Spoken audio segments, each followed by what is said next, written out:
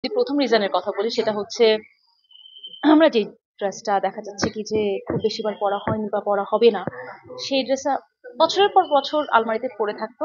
But আমার actually থাকে না। আমি অনেক আগেই আমি কারো না কাউকে দিয়ে দিই, সবসময় এটা আমি চেষ্টা করি, কিন্তু নর্মাল ইন জেনারেলের কথা বলছি। তো সেখান থেকে ওই ড্রেসগুলো যে একটা ইউজ হবে এবং ইউজ হচ্ছে, এবং সেটাও একটা গুড পারপাসে, যে যে কিনছে সে কিন্তু শুধুমাত্র একটা পুরানো ড্রেস চিন্তা করে কিনছে না, সে কিনছে হচ্ছে এমন একটা ইয়েতে যে এই ড্রেসটা কিনে সে একটা ফাউন্ডেশনকে, যারা ক্যান্সার সার্ভাইভার তাদেরকে আলটিমেটলি অ্যাসিস্ট করছে। আপনি মানুষ হিসাবে সেরকম, যখন আপনি আপনার কাজের বাইরে যেও অন্যদের কথা চিন্তা করে ট্রাফিক ফেলে ইফতার ফেলে আপনি আসতে পারবেন মানুষের কথা চিন্তা করে। অনেক কিছু সবাই বলবে জ্যাম জ্যাম, কিন্তু ঢাকায় নতুন না। Jam, that's part of your life, you have to accept it. আসবেন তখনই you are showing kindness to others, that's important. So আমি বলবো কি অন্যান্য সবাইকে এগিয়ে আসার জন্য, এর থেকে বেশি।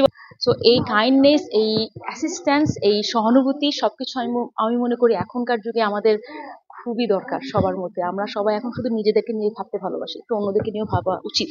এবং যদি সেকেন্ড রিজনের কথা বলি সেটা হচ্ছে আমরা এই যে এত ড্রেস আমাদের আসে, এত ড্রেস আমরা পিয়ার পাই, গিফট পাই, নতুন ড্রেস বানাই, এটা কিন্তু আমাদের পরিবেশের জন্যও ভালো না, ইকোলজিক্যাল ব্যালেন্সের জন্যও ভালো না। এত নতুন ড্রেসগুলো আলটিমেটলি কোথায় যাচ্ছে? তো ওই ড্রেসগুলা আমরা দেখেন বাসায় থেকে না থেকে আমরা হয়তোবা কিছুদিন পরেছি, অন্য মানুষ কিছুদিন পরছে, তারপরে মানে হয়তো ইউজ হচ্ছে, সো রিইউজ। এবং আলটিমেটলি আজকের এই ইভেন্টের পড়াও হয় না, একেবারে নতুন থাকে। জি।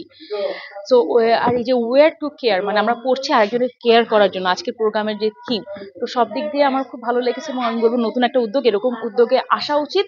এবং যারা মিডিয়া ব্যক্তিত্ব আছে, যাদের কথা শুনে দুটা মানুষ হয়তো বা বেশি আসবে, তাদের এগিয়ে আসা উচিত। দেখেন আমরা যেমন